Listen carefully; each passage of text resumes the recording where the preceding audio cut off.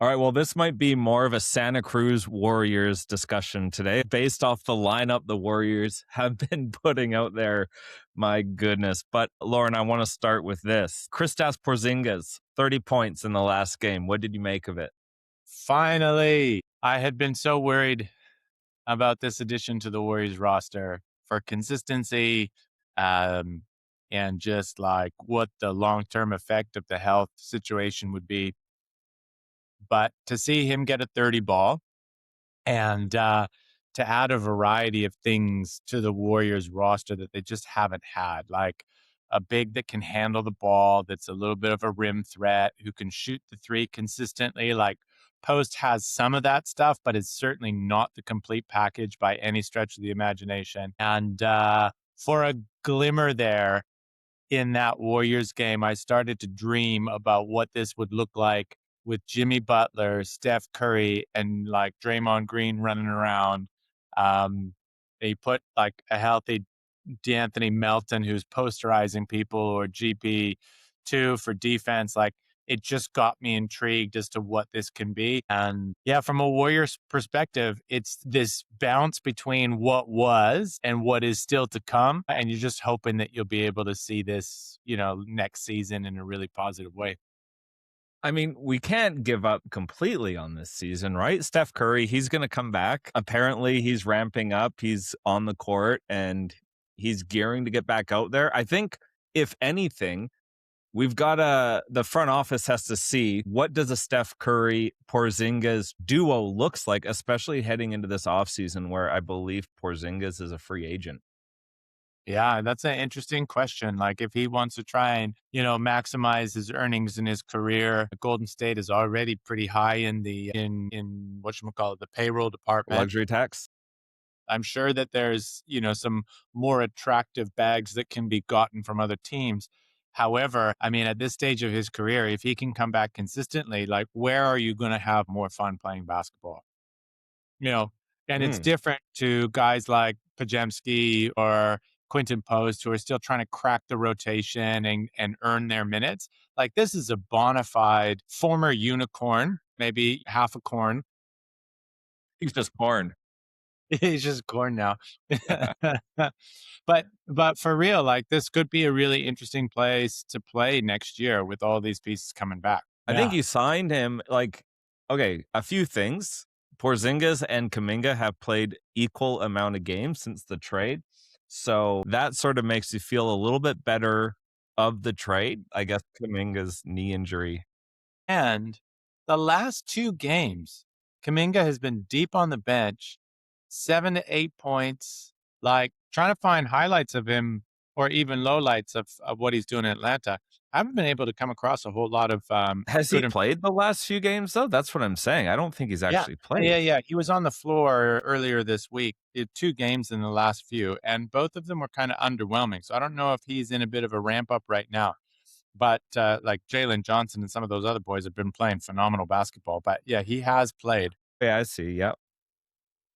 Yeah, 7 points, 8 rebounds. I think that's what Kuminga needs to do. But this isn't a Which is Kuminga show. maybe what that Atlanta team needs a little bit more than, just bonker scoring at this point. But I mean, since ironically, that trade, Atlanta, they've only lost like one game. I'm not saying that's all because of Kuminga, but Atlanta's one of the hottest teams in the NBA. no, it's not because of Kuminga. They're on a 10-game win streak right now. He hasn't played a whole lot of those games. But no, that's because Jalen Johnson has come back and has been playing phenomenal basketball. Like they've also had a good stretch against like some Mediocre okay team. teams and so forth. But yeah, like circling back to it, I think, in this iteration of what the Warriors kind of are looking for, this is you want Porzingis as opposed to Kuminga, somebody who can come into the game at 7 foot plus, shoot threes at a high clip, defend the rim, and is maybe a little bit, while maybe less athletic, is more prone to be able to gobble up rebounds, right? Like, yeah. So And look, I'm not saying Porzingis is some defensive mastermind, but you have to have a player for Jokic, for Wemby, and for Chet. Like you just yeah, need to have a yeah, matchup where yeah. Draymond Green doesn't have to do all of the hard work on those matchups. And now you've got that player. You've got Kawhi Leonard got down with an ankle injury right now on the Clippers. And so is that 7-8 seed a realistic target? They're a few games back, but Curry, he's going to come back, and I think he's going to go for it. I don't think there's this notion that the Warriors are silent tanking. I don't think that's what they're doing. I think they just have had brutal injuries. You've had Moody out with a wrist. You've had Steph with his runner's knee. You've had Melton not playing back to backs. Horford, Draymond Green with a lower back. Like it's just not been a good string of health. Like the other day, I sent you the injury report when they were and it's just guy after guy is out. This was it Malachi Levins or whatever his name is, getting a lot of minutes. Like they're going really, really far down. Yeah. Uh, You've got uh, LJ Cryer, you got yeah, Nate Williams, you've got Omer Yurtseven. I don't know if that's how you say it, and Malavi Leons. yeah. So they've been, and even was it the game where they unfortunately look, they had the team on it. Was who were they playing the other day? Where they had the team on their back, and then they're playing against the Bulls, and they lost in overtime. That was devastating, devastating. But at the end of the game, who are they giving the ball to for the free throws? Like, there's just somebody that, I mean, they threw that game. They had that game in the bag, and they just did not execute well in the crunch. no, You've Draymond's lost to foul you. there on the 3 points was devastating. Look, I don't think that the Golden State Warriors can catch the Phoenix Suns. And I would not have said this at the start of the season. Like, Phoenix has been outperforming just their roster. You know what I mean? Like, and they're 15 games behind Oklahoma City, and they're 5.5 games in front of Golden State. I don't know if there's enough games for Golden State to get them, but the Clippers are only a game in front. So I think that one is the Clippers are definitely within reach. And I think that's a place that the Warriors want to be heading into the play-in tournament. They want 2 cracks at it, right? Like you don't want to get in a situation where Portland just surprises you and sends you home early. I mean, your prize for winning that first playoff game is that you get San Antonio in the first round. But I think that that's a better deal than going against the buzzsaw that is OKC at the moment. Shea's come back and is just like mowing people. We have 40 today against the Magic. And, they still, that OKC team almost has a starting 5 on the injury list, with Chet being in and out of the roster, with Caruso out, with Jalen Williams out. Like, man, if I'm the Warriors, I don't want to want 4 quick games against OKC. I think I'd rather see Wemby and just live a little through that legacy of the dream team at the Olympics. Yeah. Wemby will be hungry, but they match up all right against the Spurs. Yeah. I was just watching the Thunder versus Orlando, and the Thunder have this ability to just play for 3.5 quarters and Yep. then turn it on in the last 7 minutes of the game and win by 10. Part of it, look, Shea has been very contagious for the rest of the team, where this notion of offensive players initiating contact and then jumping back and doing a shot and then getting fouls called. Like the Thunders have absolutely mastered that. I'm not saying that's why they're so good, but I'll just be curious to see if that continues to be called that way in the playoffs, where you're initiating the contact and then bouncing back and taking a shot, and the refs call it every single time. Look, I think if you're the MVP, you're probably going to get the benefit of the doubt in the playoffs with the whistle.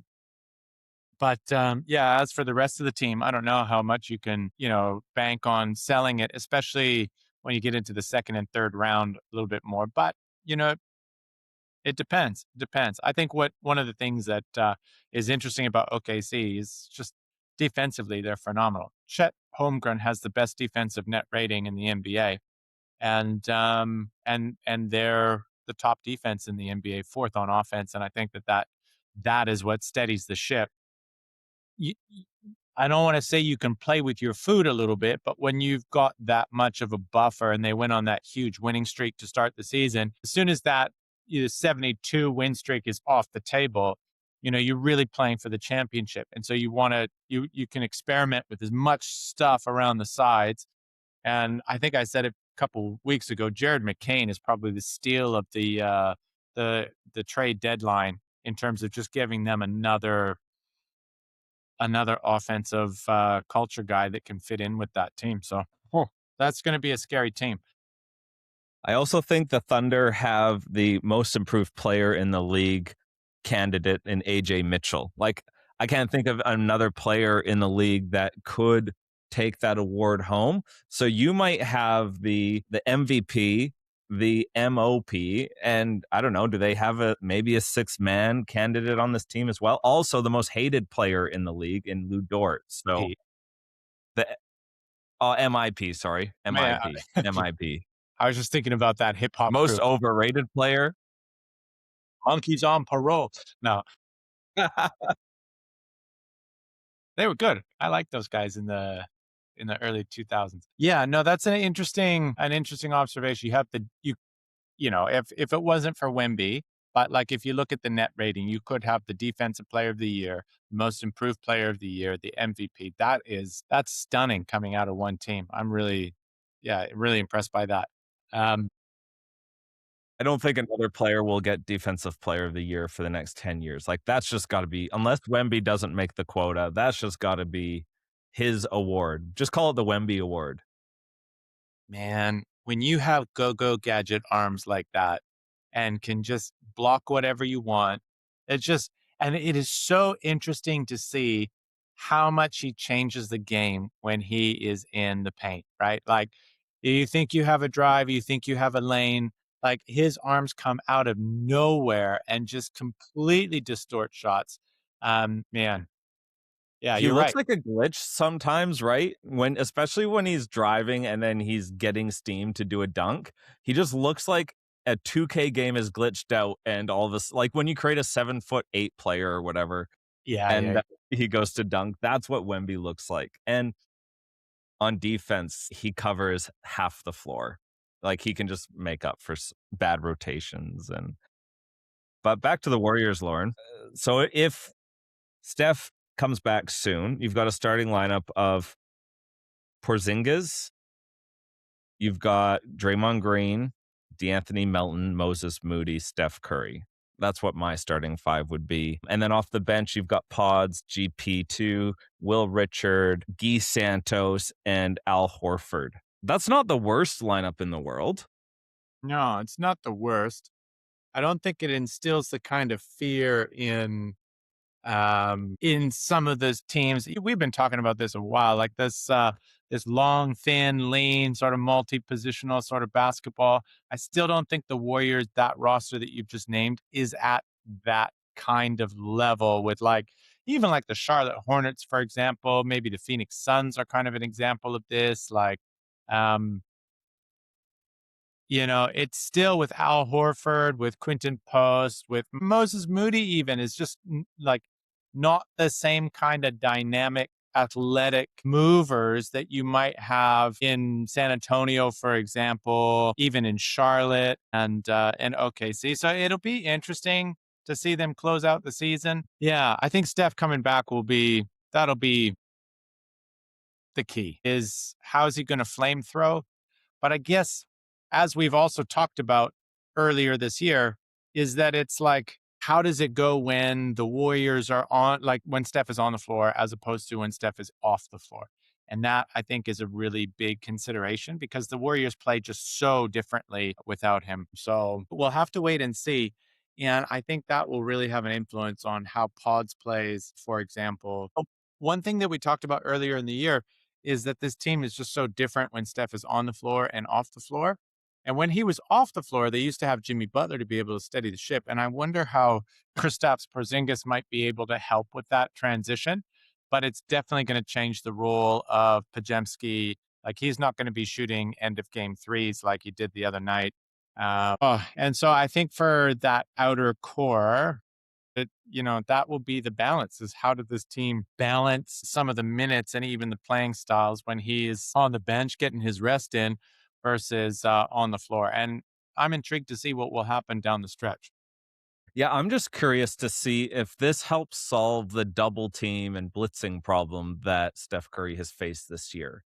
He's just been, nobody has really been stepping up making shots when he gets double teamed. And will Porzingis put a little bit more fear in the other team? Like Curry wouldn't necessarily do pick and rolls with anybody because the the defender of either Draymond Green or even Horford would just double team Steph instead of switching or even following the roll man, and then the defense would just rotate. So if you have Porzingis doing a pick and pop type style offense, or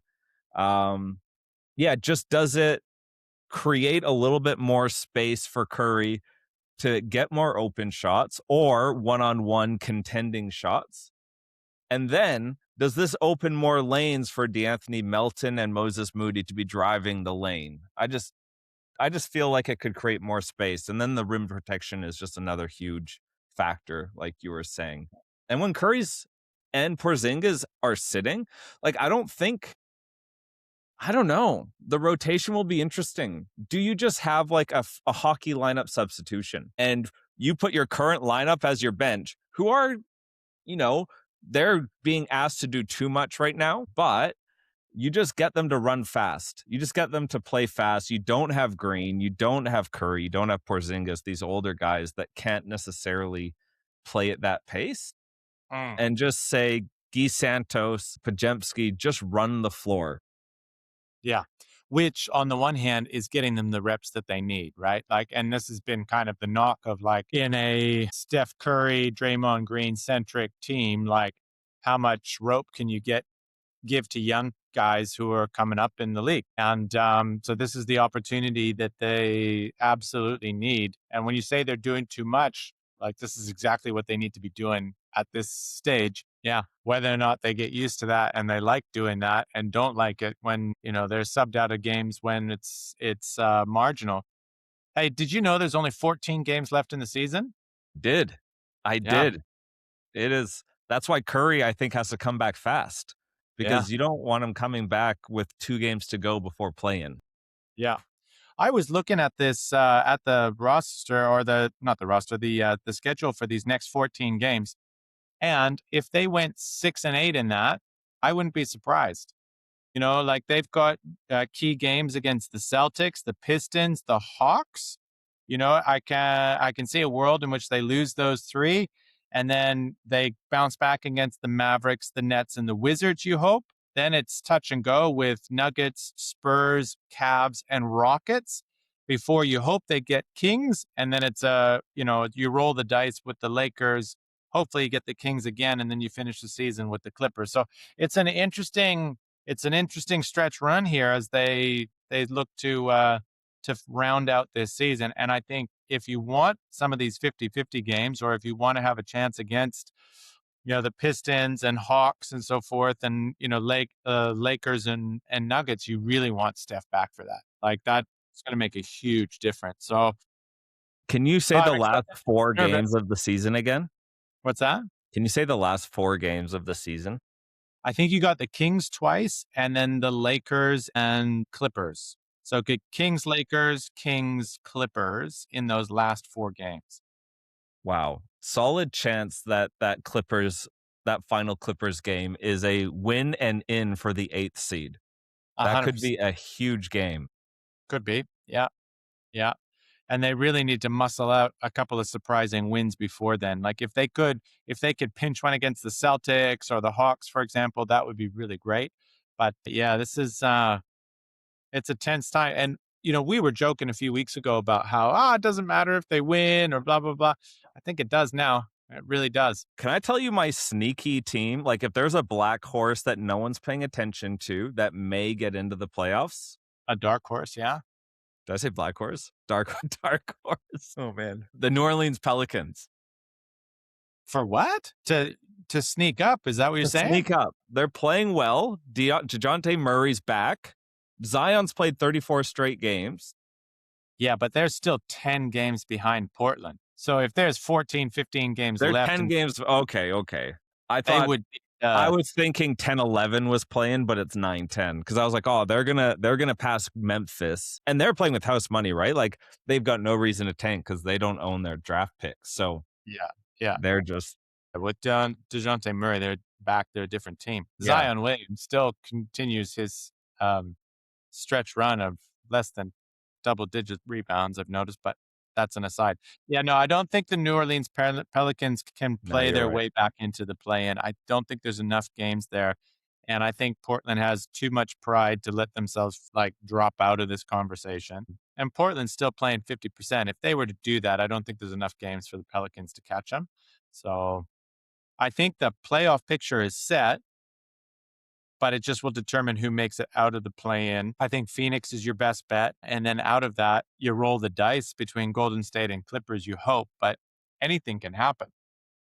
That's the crazy part. Coming down to the wire. All right, Yeah. I've got a question for you here. It's the off season, and we've got Porzingis, we've got Butler coming back, we've got Curry, and we've got room for one more player. Okay, and I'm just gonna list some players off, and you tell me based off realism and intrigue which one you would like on the Warriors. Okay, so I'm not gonna say like SGA because that's not gonna happen, but Yeah, of course. these are some, even if it's a 5% chance that it could happen, that's, you're telling me there's a chance, all right? You're telling me there's a chance.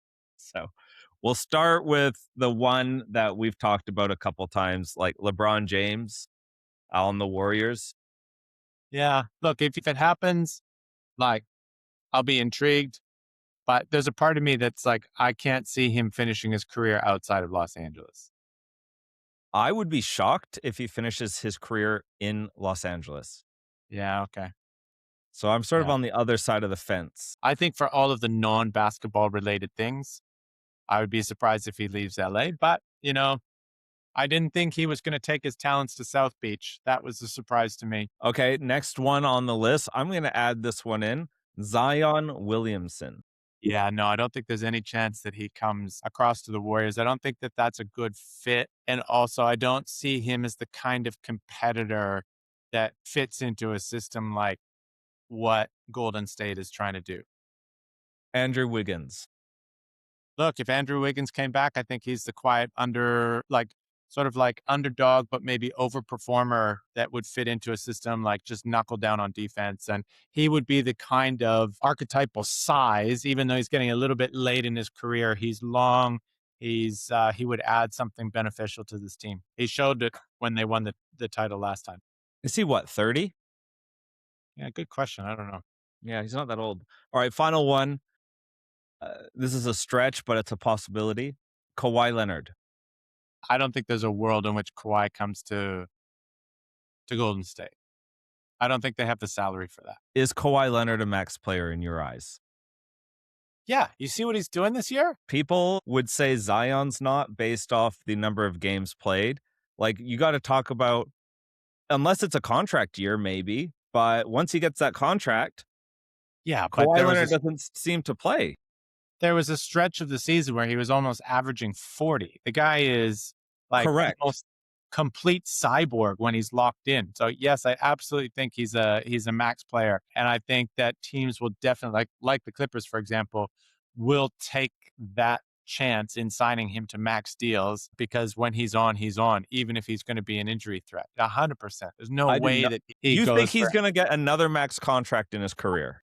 yeah, 100%. What team is willing to say, unless, okay, let's take away the Kings, like other than the Kings, what team is willing to give one of their max salary slots to a guy that plays 40% of the games? Well, the Clippers did. Toronto Yeah. did, won them a championship. So, and they knew that he was going to be like not playing back to backs and they were going to do load management for an entire season. And they Yeah. knew there was a strong chance that he wouldn't come. And the rental paid off and he won the city a championship. 100%. You mean to tell me that if Portland had a spot that they wouldn't do that, that if Minnesota, that like say something happened there, you mean like who would not? It's crazy. Say Banchero left. You mean to tell me Orlando wouldn't do that? You mean to tell me Toronto wouldn't do that again? That say Cat left, that New York wouldn't take a chance. Man, I reckon all of these teams would take a chance on Kawhi Leonard. And it's a big chance. It's a big gamble because he has not. When's the last time it was Toronto that he But the completed a playoff series? end of the season, what are you playing for? You're not playing for your regular season record. You're playing for the championship. And Yeah, so and he so the gets hurt problem every playoff. yeah, but the problem with the Clippers has not been just squarely laid on on Kawhi Leonard's shoulders. When they traded James Harden, the Clippers almost got better. Like he is like Kawhi Leonard was unlocked a little bit afterwards. Now they're playing with the true point guard and Colin Sexton, and they're playing pretty darn Darius good. Garland. 7-3 in their last 10, and they came from almost like tanking territory, and they've been storming their way back up. Like that's the team. The Clippers have bigger issues, 100%. But I don't think Kawhi Leonard is at the heart of the Clippers' issues. No way. I'm not saying that Kawhi Leonard isn't a fantastic player. He might even be a Hall of Fame player, but he just, since 2019, Toronto took a risk on him because his load management or his injury proneness hadn't yet become a thing. Kawhi Leonard became Kawhi Leonard, the injured player, post Toronto Raptors. And I still think he would be a classic guy who would get another max. You mean to tell me that Memphis wouldn't upgrade from Ja Morant if they could get Kawhi? They would do that. 100% they would do that. Like, I think that there are a lot of teams that would be interested in Kawhi Leonard. I'm not saying that he's not injury prone, but I don't think that that's enough of a risk for him not to get another max deal in the NBA. Would you put a clause? What's that? Would you put a clause in his contract? Yeah, good luck. I mean, He'd pay some money through some other tree planting companies or whatever it was. yeah, some investment side deals where you can go, spruik them no show. I would love a no show 30 million deal. That would be phenomenal. I would love comments. Do you think Kawhi Leonard will get another max contract in the NBA, or that he deserves to get a max contract in the NBA? Regardless of what he deserves, I think he's going to get it because of the talent that he brings when he's on the floor.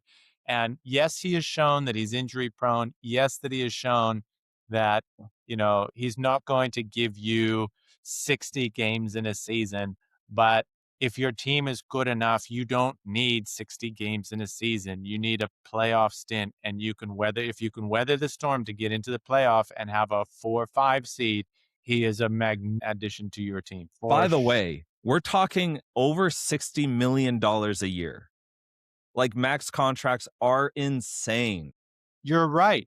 But there are 30 teams and soon to be 32 teams that will be able to give a max contract. You mean to tell me that there are 30 guys ahead of Kawhi Leonard that it would be eligible, or that would I just don't think multiple max contracts necessarily work. I think having a deeper roster is better than having a $60 million Kawhi Leonard. Sure, but not every team is constructed in such a way that they would do it. And some teams really need a star to be able to sell tickets. And I think when Kawhi Leonard is healthy, I think he is absolutely a top 15 NBA player. And so therefore, if he's a top 15 NBA player, then Can I name some names then? Spots. Can I name some players and you tell me if they're ahead of Kawhi Leonard on the top 15? All right, let's go. Okay. Just going off the top of my head, the easy ones, SGA. No, of course not. No, I'm going top 15. So I got to start with the top. League. Yeah. Okay. Nikola Jokic. He's up there. Anthony Edwards. That's a close one. Right now, at this stage of their career, I think that Kawhi Leonard's resume is more impressive than Anthony Edwards. Well, yeah, I mean, his resume, if you're talking about 20 years in the league.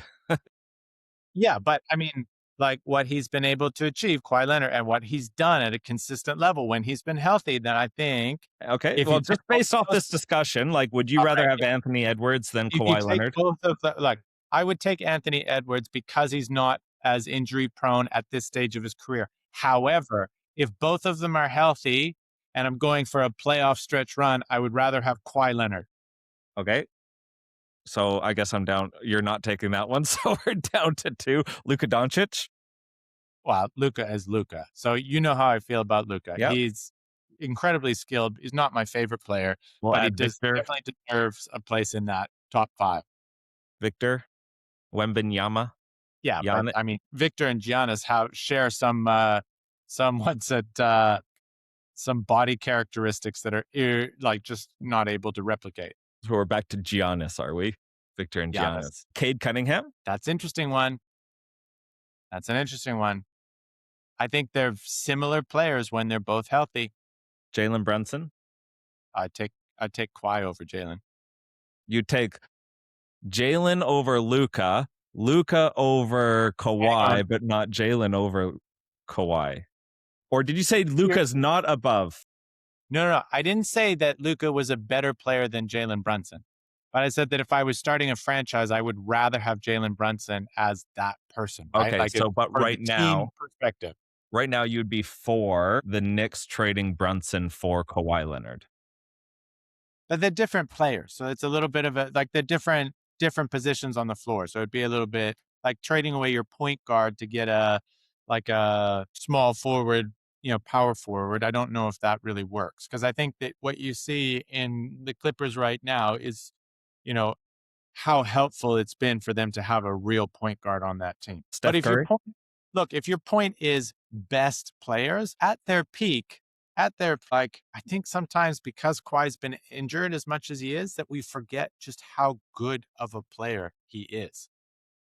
If Kawhi Leonard was as healthy as like a LeBron James for his whole career, he would have had more championships. He would be in the top 100%. 3 players in the NBA, like, while he'd be in that conversation with SGA and Jokic consistently, And that's my point. That's but my he's just point. not there. Despite the injuries, because of what you just said, I think he's going to get another max deal because teams will be willing to pay that even if it's a rental like what Toronto did. Toronto was right there. It was LeBronto there for a couple of years where they just couldn't get past the Cavs. They were close, but DeMar DeRozan in his mid-range game just couldn't get them over the hump. Kyle Lowry disappeared a couple of times in the finals. They swapped it around. They brought in an absolute killer in Kawhi Leonard for 1 year, and he gave them a championship. And they had to pay for that, right? Like that was I remember I was in Toronto when that trade happened and everybody was devastated because people loved that pairing. Like the brotherhood of Kyle Lowry and DeMar DeRozan was real. Those guys were great. They were Toronto heroes after the Vince Carter years. And so people were skeptical about what Kawhi Leonard was going to bring to this city. And then he got them a championship and he will forever never have to pay for food in Toronto for the rest of his life because of that. But because the precedent is there, I do think Kawhi Leonard will get another max deal. I 2 more things on Kawhi. I know you gotta go, but I'll just say this 2 things. Number 1, wouldn't it be wild if Jaylen Brown demanded a trade out of Boston and there was a Boston for Kawhi trade? I'm just thinking, is Jaylen Brown wanting his own team? LA is a great destination. I think LA Clippers want to close this chapter of Yeah, their franchise. They're gonna be stuck in sort of mediocrity, and maybe getting younger with Jaylen Brown would be interesting, but that's interesting. I don't think he'd want to go there after everything we heard from the Beverly Hills incident at the All Star game. Jalen Brown to Los Angeles. I don't know, man. I don't know. He's getting in that podcasting game or live streaming. That's LA Central. Yeah, Last thing, we all remember these injuries for Kawhi started with Zaza. You remember that play in the playoffs? I do. Yeah, I've had the same injury happen to my ankle. And obviously, you landed on somebody's foot. yeah, I tore 3 ligaments like it was only like 5 years ago or 6 years ago. Avulsion fracture, like it's really, still to this day, I have a lot of issues with it. I probably didn't rehab as good as Kawhi Leonard would, but I just Probably or definitely didn't rehab. definitely, definitely. You weren't getting paid to do that in the same way, but No, yeah, that's point right. taken. Well, I wasn't making 60 million regardless if I rehabbed or not, but I just wonder how much of his issues post that, due to mobility, due to compensating, have come from that ankle injury, like his knee issues that he has. And is it bad luck, or was there just such structural damage there that it sort of put the rest of his career in jeopardy? Great. What if? Great. What if that was, yeah, would he have been traded if that didn't happen? Or would he have left if that didn't happen? And would the Warriors have become who they became if that didn't happen? Like it looked like San Antonio was going to take them Why in was that staring? series. Anyhow, interesting times. So, this Warriors podcast, we have a finish here debating the contract details of a certain Kawhi Leonard. I guess that's indicative of just the roller coaster of this Warriors season where we lost 5, 6 in a row. Shout out to Steve Kerr. Was it the fourth or fifth fastest to get to what, 600 wins, or was it No, 300 wins? 600, 600. Yeah, 600 win. Shout out to him. That's pretty impressive. Yeah, hopefully Steph Curry comes back and we get a few more things to get excited about towards the end of the season. And let's see this Kristaps Porzingis and Steph Curry duo when they do come back. Hopefully we can get above 500 for these last 14 games. 100% Warriors are making the playoffs and going to the second round. Let's go. Come on, baby.